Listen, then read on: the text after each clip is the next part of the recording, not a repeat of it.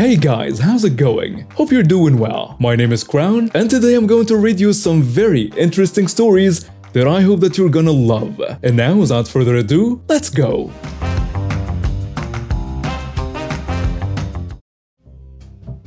This is my revenge or maybe karma story. It goes back to the 1970s but just ended a few years ago, and it makes me smile every time I drive past a particular piece of property knowing the city screwed themselves.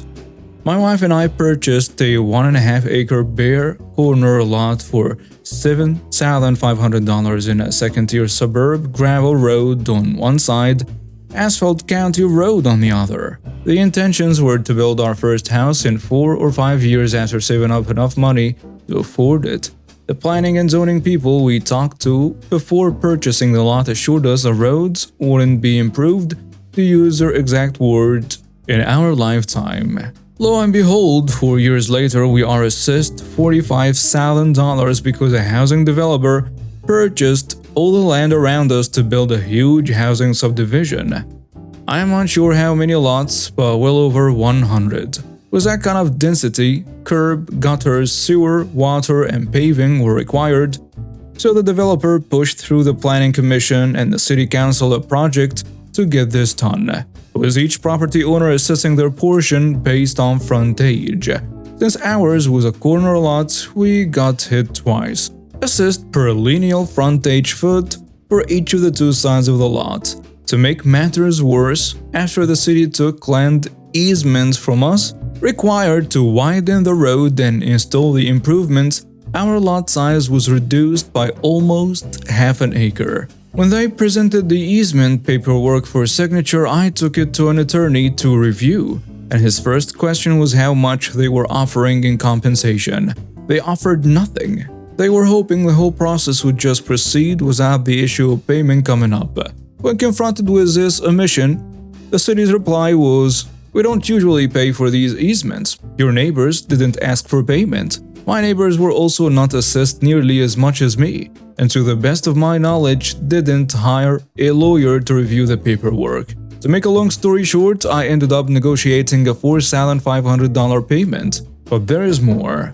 My lawyer also said real estate cannot be assessed, no matter how much it cost the city, for more than the increased market value of the lot after the assessment. So, we sued.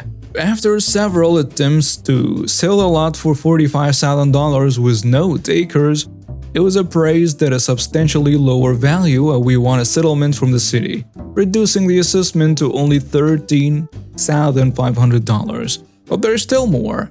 Remember, this all happened in the 1970s, and the amounts will be more than triple in today's dollars. To recoup some of the costs, I presented the development plan to the city council to put 6 small rental units, attached row houses on a property, because the existing R1 single-family zoning wasn't feasible anymore, and it was now on a corner with higher traffic. My proposal was shut down on multiple occasions, ever after revisions were made at the request of the city planner to bring everything within zoning ordinances. It turns out the planning commission and the city council resented having to pay for the easement several years back, and that there was a domino effect. When the neighbors heard the city paid me, they also wanted to be paid. Several attempts were also made to give the lot rezoned commercial to build a gas station, fast food restaurant or similar business, but they were all shut down. I ended up donating the lot to a nonprofit that builds houses for the homeless, similar to Habitat for Humanity. A very generous market value appraisal gave me a huge income tax deduction, allowing me to almost break even. Now, the rest of the story. The organization the lot was donated to went bankrupt. I know this because the city started to come after me for unpaid property taxes on a land in the early 1980s, until it was proven to them title to the lot was transferred to the nonprofit several years previously. The lot stood vacant for 40 years, being maintained by the city.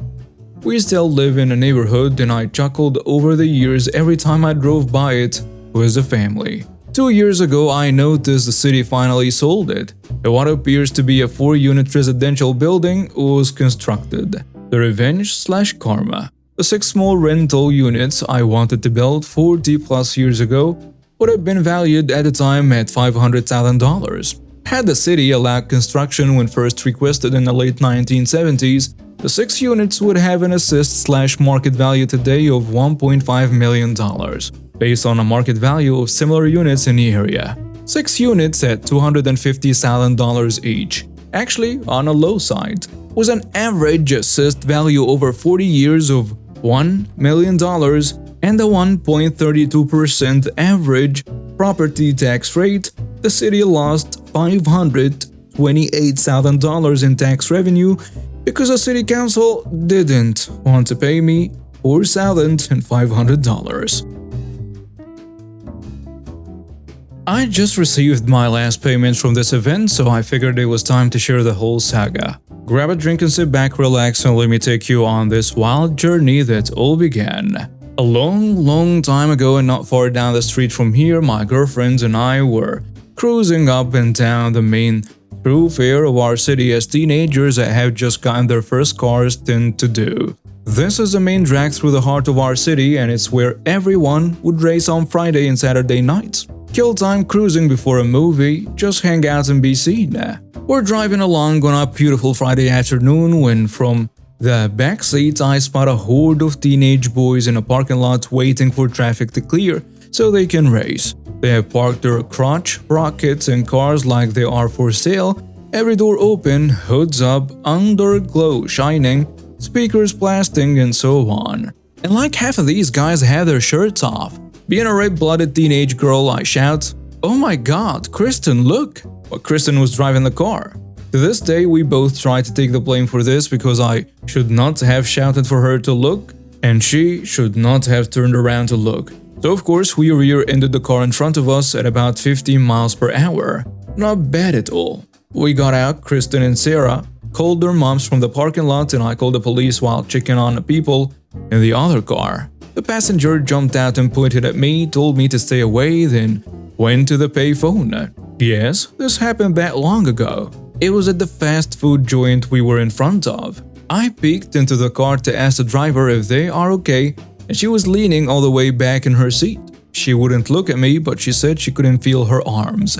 So I'm like, oh no. Hey, dispatch, send me an ambulance too. This lady says she can't feel her arms. And then I started to freak out. Did we just paralyze some poor woman because we're dumb, hormonal, carefree girls? Oh god, we just ruined somebody's life. I'm asking the driver if there is anything I can do. I think I actually asked if I could make her more comfortable. I panicked and just repeated to the dispatcher at that point, "Don't worry, the ambulance will be here soon." And then she turned her head towards me and asked me who hit her. I was confused and asked her what she meant. She wanted to know which one of us was driving, but I didn't want to tell her for some reason. I was just like, no, don't worry about that, you'll be fine. And she wasn't having it. She got pissed and she started screaming at me to tell her who was driving. So I just screamed back that she was crazy and I wasn't going to tell her anything. And then the dispatcher says, "Miss, please just back away from the vehicle." Swear to God, that dispatcher was psychic or something because I ducked out of the car right as the driver swung her meaty fist at my head. And then it was on. She ripped off her seatbelt, not paralyzed after all, and she lunged out of the car running around the rear end to come at me. So I ran screaming around the front end. Straight out of a cartoon, she turned around and ran around the other side of the car, making me turn around to run the opposite way, back and forth around the front and back of the car until she committed to a side, and I just ran the other way to the parking lot. Kristen was banging on the door of the fast food joint, but an employee was holding the door closed and shaking her head. I will never forget that poor woman's face. Sarah was on the phone crying, and I could hear the sirens in the distance, and dispatch was entirely too calm asking me to explain the problem. On the 911 recording, you can just hear me panting, "What the heck? What the heck? What the heck?" was every exhale. You guys, this woman was short, stout, and she ran like a juiced up bull. She was so fast, I could feel her catching up to me, so I pivoted to the side, and she whooshed past me. And she continued right towards Sarah, clotheslined her as she ran by, and headed to Kristen, who at this point had seen the writing on a wall and was running away. But there wasn't really anywhere to go except the entrance of the drive-thru. So Kristen and the enraged driver disappeared around the back of the building, and I was picking Sarah up off the ground when an ambulance, fire truck, and 2 police cruisers pulled up. EMT popped up first, but we ran at him screaming nonsense about a crazy lady in the drive-thru. And then Kristen came flying around the far corner of the building with beast mode right on her heels. I've never seen somebody stop so fast. She came out around the corner, saw all the emergency responders, stopped and dropped like a felled tree before pretending to shake uncontrollably. This lady tried to pull a fake seizure right in front of the EMTs and police. Her friend, the passenger, who had been on a payphone this whole time, dropped down next to her and started wailing that somebody needed to do something and help her and arrest us. Really coming hard was a dramatics. So the EMTs loaded her up and they went off to the hospital while the 3 of us gave our statements to the police. We assumed that was the end of it. Insurance was supposed to deal with anything else, right? First, the driver tried to sue all 3 of us and the insurance company. Pain, suffering, medical bills, loss of income, the whole works. She claimed that after rear-ending her, I dragged her out of her car and Kristen was actually chasing her through the drive-thru. The 911 recording disproved her claim of being pulled from the vehicle, and the CCTV footage from the fast food restaurant showed her as a pursuer. The suit was eventually dismissed and she had to pay our lawyer's fees, which really sucked for her because Sarah's lawyer got photos of her frolicking at a music festival when she was supposedly suffering from whiplash, double knee injuries, and constant dizziness. Boom! That's insurance fraud. She spent a year in jail and paid a hefty fine. We assumed that was the end of it. But no. A few months after she was released, we all began to find dead animals left on our front porches, in our mailboxes, in the swimming pool, hung over the side mirror of the car, and so on. Definitely some unusual places to find dead animals. The phone calls started, hang-ups, faxes, random screaming. Kristen wrote that she saw a car following her between school and a coffee house.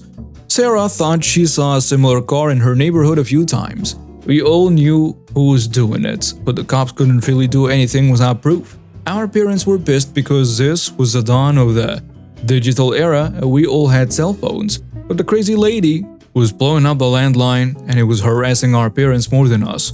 And the dead animals were terrifying our siblings. So Kristen's mom bought a guard dog, and the next time somebody dropped a dead raccoon in their Porsche, Duke was gonna give them what they came for. So everyone in Kristen's house was sitting back enjoying a little TV one night when a noise was heard in the bushes right before a dead squirrel was hurled through the open window. And Duke leapt right out the window and tackled the crazy driver lady. She was dressed in all black, ski mask, gloves, and everything. Literally the uniform of the nefarious. Kristen said Duke had her whole shoulder and his big mouse that was pinning her down, while they called the police. She was hauled off to jail while the cops searched her car found down the road. They found meth, stolen credit cards, pills, a knife, trash bags, and cleaning supplies. To get her to plead to a whole slew of lesser charges, the prosecutor threatened to pursue kidnapping charges, even though it was a real stretch. She ended up being sentenced to 5 years in prison, and she served 3. Thankfully, none of us have heard from her ever since. 3.5 years ago, I made an appointment to get new prescriptions for 3 medications I've been taking and only got one of them filled at the appointment. Dr. Entitled took my blood pressure and weight and wrote one of the prescriptions I needed for blood pressure medication. I asked her for prescriptions for the other 2 meds, but she spent most of the 15 minutes allotted for the prescription appointment talking about weight loss and not about my other 2 medications. While I understood I needed to lose a few pounds, I couldn't be as physically active as I'd like because of knee pain. And the 15-minute medication appointment was not the appropriate time for a weight loss discussion. Bipolar disorder has nothing to do with my weight. If you can't try these other 2 prescriptions, could you at least refer me to someone who can? I asked her. If you lose weight, it will help your mood. She refused to refer me to another provider for the other two medications, a mood stabilizer and an antidepressant. I walked out of Dr. Entitled's office with only one prescription, and I ended up feeling like I wasted my time. Travel time to the clinic, plus time in a waiting room, plus time in a doctor's office, plus time in the pharmacy. That all equals 3 hours spent to get only one prescription filled. I ended up going to a walk-in clinic at the county hospital to get the other two meds. The next day, I called Dr. Entitled's office to let her know that I was firing her and my insurance provider, to explain the reason for my self-referral to the county hospital. We are very sorry this happened. You acted appropriately and you absolutely can switch to another doctor. The insurance provider reassured me, so I did. But of course, you know the story doesn't end there. A couple of days after I fired Dr. Entitled, I got a text from mom saying, "Dr. Entitled called. She wants you to come back in and see her." How about no? I was livid, and frankly creeped out that she had called my mother. Mom was my emergency contact, but Dr. Entitled getting angry over being fired was not an emergency. I got phone calls and emails from Dr. Entitled's office for months telling me to come back in for a visit. Each time, I would reply that I'd fired her and changed doctors. It took the threat of an anti-harassment order to get her to leave me alone. Meanwhile, I met Dr. Awesome, and after my very first visit with him, I had referrals for knee x-rays and physical therapy for what turned out to be severe osteoarthritis. About 2.5 months ago, my older cousin, 27 female, and her partner, 25 male, moved into my house because of certain circumstances.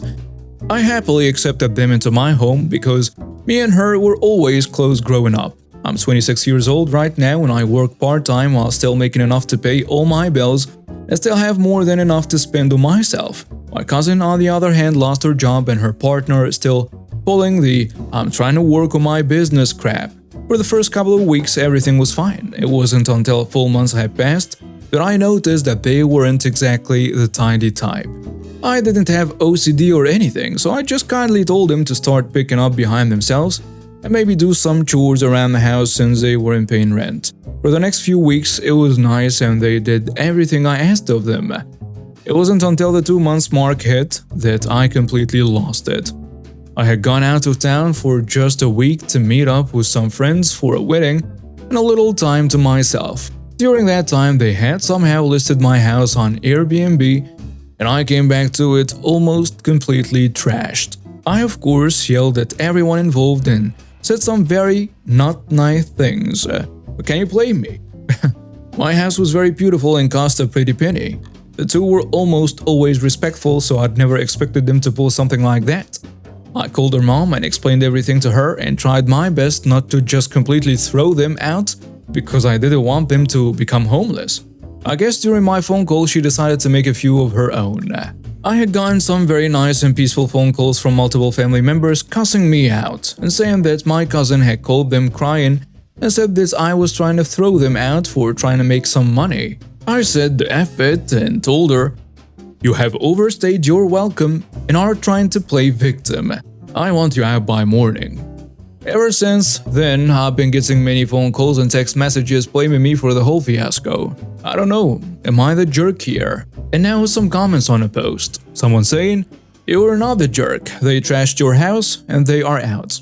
They should have given you the rental money for the repairs. Also, they didn't ask first because they knew they were doing the wrong thing." Another commenter adds, "Not the jerk. This sounds like a situation where you gather the list of volunteers who are willing to take them in. Send your cousin to them. They seem to be more than willing to volunteer your house as an Airbnb for your cousin's profit. Then of course, they must be also volunteering their own, no?" The third commenter goes with, "Not the jerk. They took advantage of you and then spun a sub-story to others.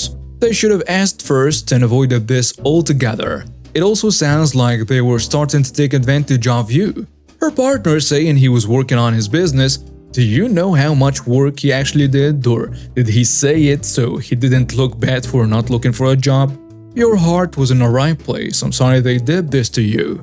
I would have completely lost it in this situation as well. And now we have reached the end of today's stories. Thank you for watching and see you next time.